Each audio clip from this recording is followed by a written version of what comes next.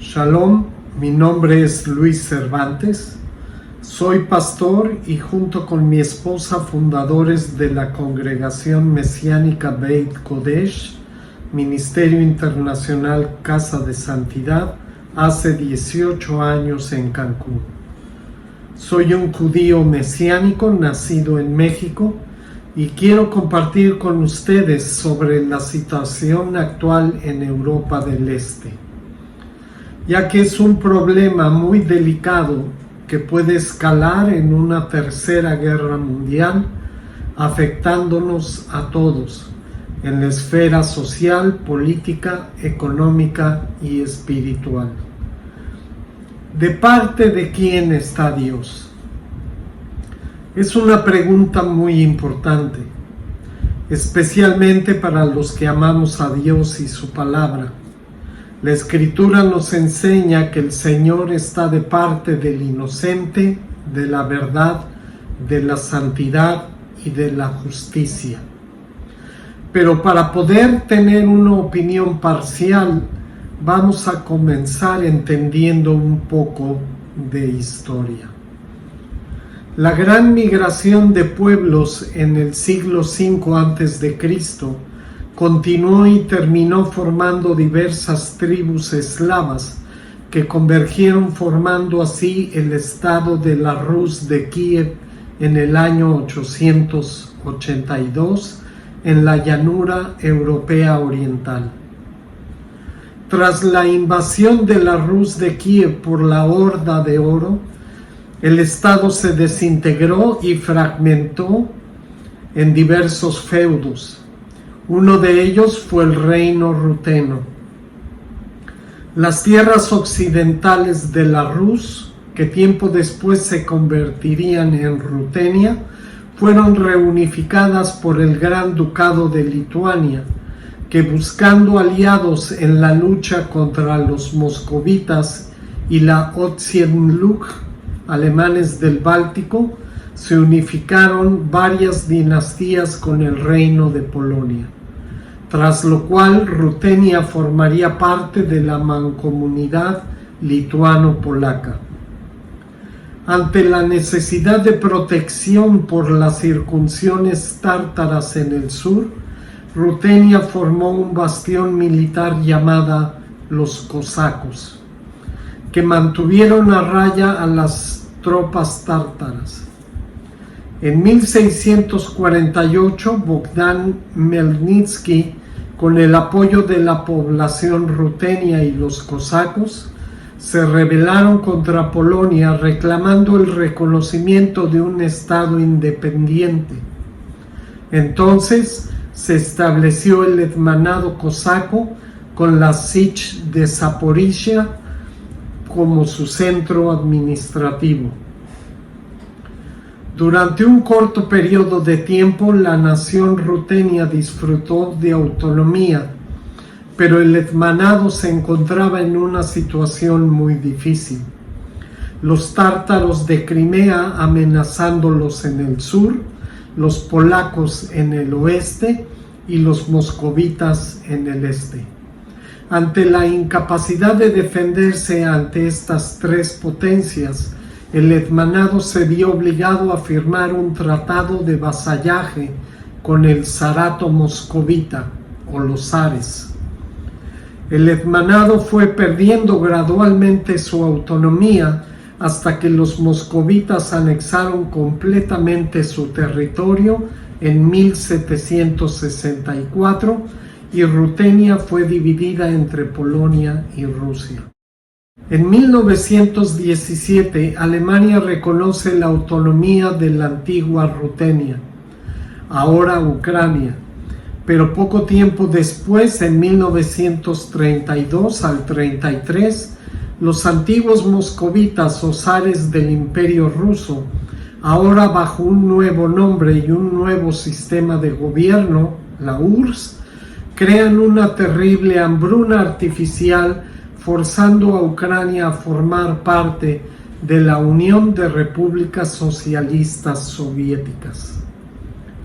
El 24 de agosto de 1991, tras la caída de la cortina de hierro, Ucrania logra su independencia de la URSS, pero en la mente de ellos, todos los países que formaron el bloque socialista siempre fueron y siempre serán suyos.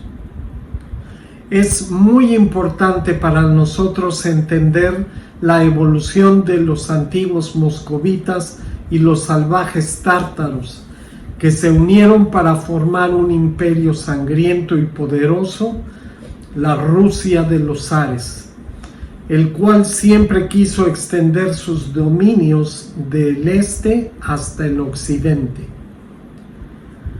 Tiempo después de conquistar Rutenia, que era la antigua Rus de Kiev, y con el tiempo finalmente se convirtió en Ucrania, el imperio ruso quiso justificar su ambición de poder y dominio, sosteniendo bajo su autoridad a los reinos vecinos. Robaron el nombre de Rus, argumentando que este territorio en realidad siempre les perteneció y que ellos son los verdaderos dueños de la tierra, resultando en el surgimiento del imperio ruso. Podemos ver cómo Ucrania siempre ha luchado contra su antiguo enemigo, que siempre quiso su territorio. Pensando en esto, surgen las siguientes preguntas. ¿Cómo debemos actuar ante estos hechos? ¿No deberíamos denunciar y señalar el pecado? ¿No deberíamos estar también nosotros como nuestro Dios de parte del inocente, de la verdad, de la santidad y la justicia? La palabra de Dios nos instruye para poder diferenciar el bien y el mal, para aprender a señalar y denunciar el pecado. Además, no podemos como discípulos de Yeshua Jesús meter la cabeza en la arena y hacer como si no pasara nada. Es muy importante para nosotros vivir en la luz y aprender a diferenciar el bien y el mal.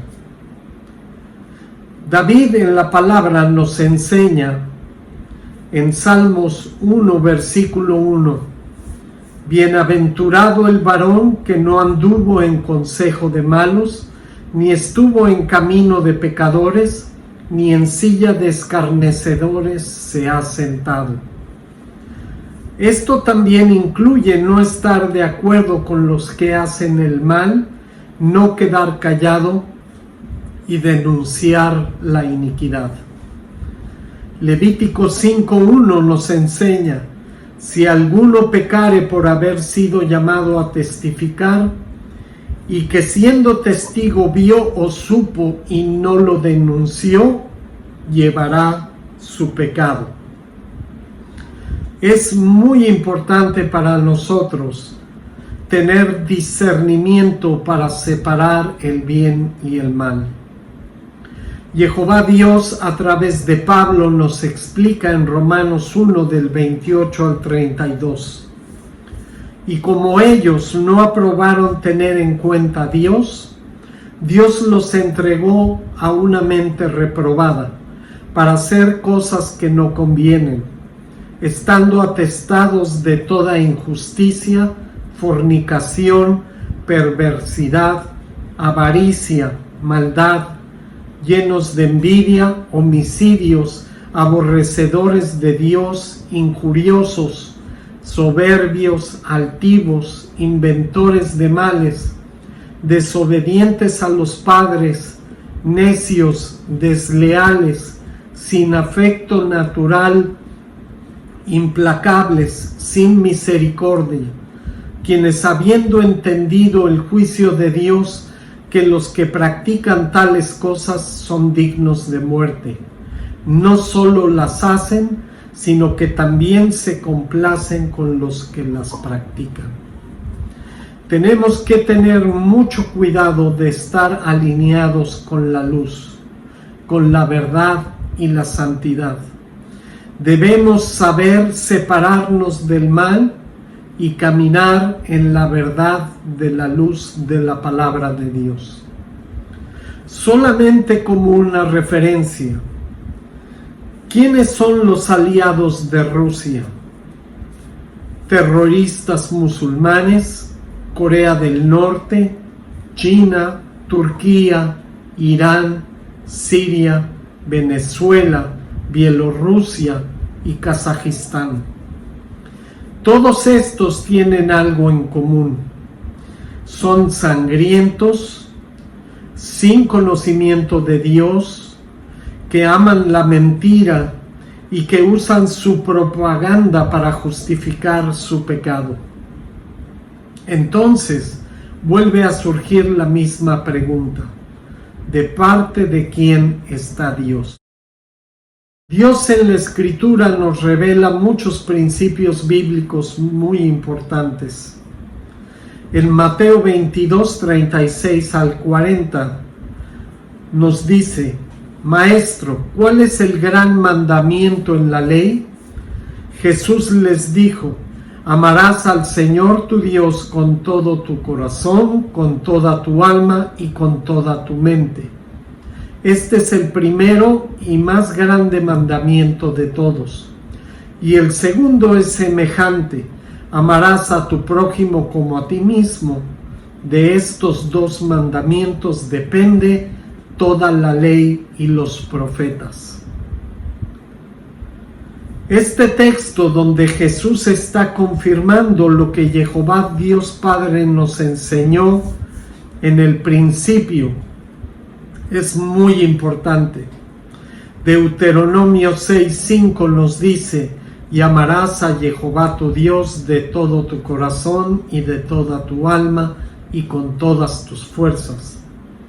Y en Levítico 19:18 dice: no te vengarás ni guardarás rencor a los hijos de tu pueblo, sino amarás a tu prójimo como a ti mismo. Yo, Jehová.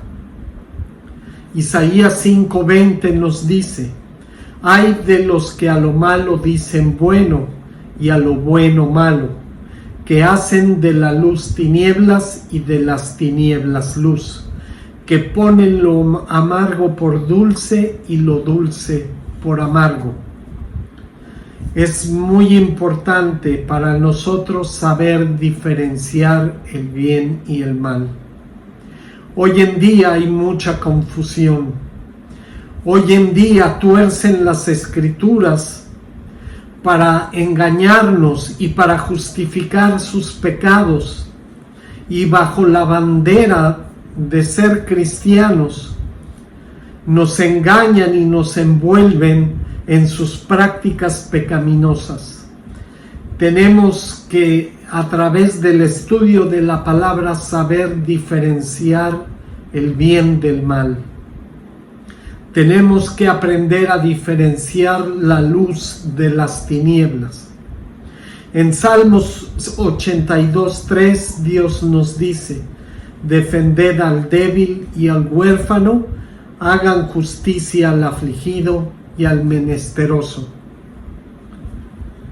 Ante la agresión y el genocidio ruso en Ucrania, no se trata de una provocación o agresión de parte del pueblo ucraniano.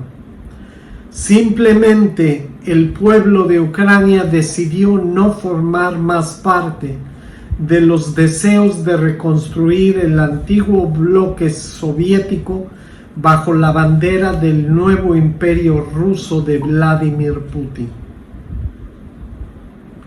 Esto me recuerda un cuento urbano de la Ciudad de México que se llama Si no eres mía, no vas a ser de nadie. Este cuento está basado en hechos reales y es la historia de un psicópata que decide que una de las jóvenes de su calle tiene que ser su esposa.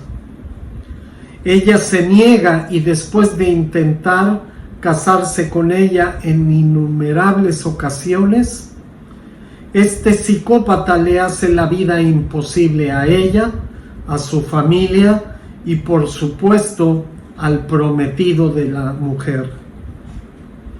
Finalmente, en su frustración, sabiendo que ella no va a cambiar de opinión, el psicópata termina matándola. Quiero decirles algo muy importante. Vladimir Putin está yendo más allá de esta historia. Él dijo, si Ucrania no es mía por las buenas, será mía por las malas, y si no, el pueblo va a dejar de existir y de todas maneras la tierra va a ser mía.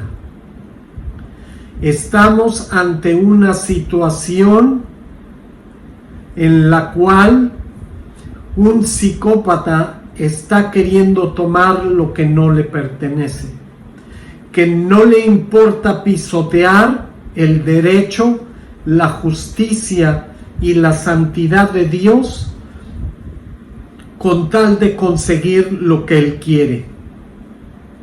Les voy a dejar un testimonio antes de terminar. Hace tiempo, en un video, Vladimir Putin hizo preguntas a 2 niños, los cuales contestaron acertadamente a sus preguntas. Pero algo muy interesante, la pregunta final a uno de ellos fue: ¿dónde termina la frontera de Rusia? El niño contestó correctamente describiendo el límite de su país, a lo que Putin respondió: las fronteras de Rusia no tienen fin. Esto es un hecho real. Esta es la mente y el corazón de este dictador sangriento que solamente busca lograr sus objetivos. Que Jehová Dios les bendiga en el nombre del Hijo, del único Dios verdadero, Yeshua Jesús, nuestro Mesías. Y deseo que aprendamos a caminar en luz, a defender la verdad y la justicia, y no importan las consecuencias, buscar siempre la misericordia de Dios y proclamar la verdad, aunque esté en peligro nuestra propia vida. Amén. Заканчивается граница России. Граница России заканчивается через Берингов пролив с США. Граница России нигде не заканчивается. Уагадугу, столица какой страны? Буркина-Фасо. А как эта страна раньше называлась?